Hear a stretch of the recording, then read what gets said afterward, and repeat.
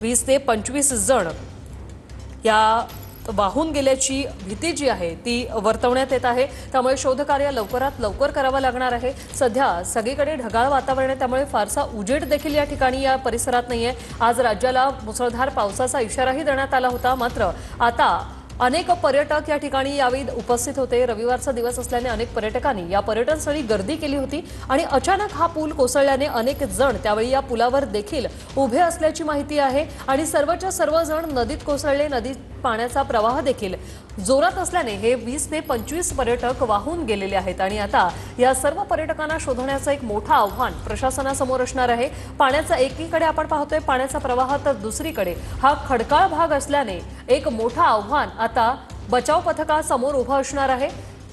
पर्यटकांनी या पुलावर दुचाकी नेल्यानं हा पूल ओव्हरवेट होऊन तुटला अशी प्राथमिक माहिती सध्या समोर आलेली आहे।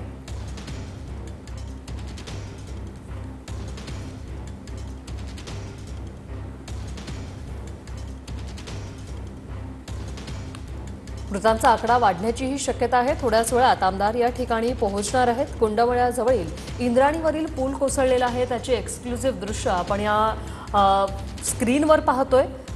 अनेक जण या ठिकाणी उपस्थित होते, पिकनिकसाठी अनेक जण या ठिकाणी आलेले होते, मात्र क्षणात होत्याचं नव्हतं झालेलं आहे। आतापर्यंत 6 जणांचा जीव गेलेला आहे या दुर्घटनेत। अजूनही आकडा वाढण्याची शक्यता आहे, कारण तब्बल 20 ते 25 जण पाण्यात वाहून गेलेले आहेत।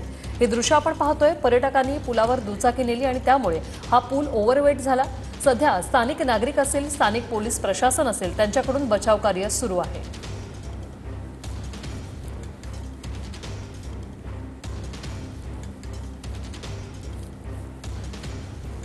कुंडमळ्याजवळील इंद्राणीवरील हा पूल कोसळलेला आहे। यात तब्बल 20 ते 25 जण वाहून गेलेले आहेत। यात 6 जणांचा मृत्यू झाल्याची माहिती आमदार शेळके यांनी दिलेली आहे। सुनील शेळके हे थोड्याच वेळात या ठिकाणी पोहोचणार आहेत।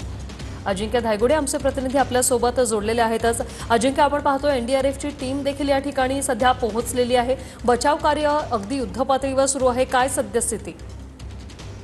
यंत्रणांकडून शर्थीचे प्रयत्न करून बचाव कार्य सुरू आहे, मात्र मे महिन्यापासूनच पुणे जिल्हा असेल किंवा पिंपरी चिंचवड भाग असेल किंवा एकूणच घाटमाथा असेल या परिसरात मोठ्या प्रमाणात पाऊस झाल्यामुळे इंद्रायणी नदीचा जो पाण्याचा प्रवाह आहे तो मोठ्या प्रमाणात आहे। त्यामुळे या बचाव कार्याला कुठेतरी अडथळा येत असल्याचं समजतंय, कारण की गेल्या 2 दिवसापासून पुणे जिल्ह्यात जोरदार पावसाने हजेरी लावली होती। त्यामुळे नदीच्या पाणी पातळीत देखील वाढ झालेली आहे आणि या नदीतच हे थेट सगळे पर्यटक जे आहेत ते पुलावर उभे असलेले पर्यटक पडल्यामुळे अनेक पर्यटक जे आहेत ते वाहून गेल्याची माहिती समजते।